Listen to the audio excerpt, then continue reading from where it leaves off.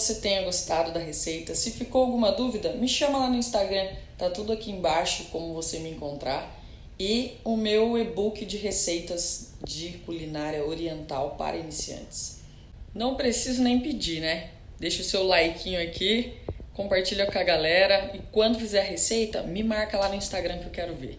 Um beijo, obrigada!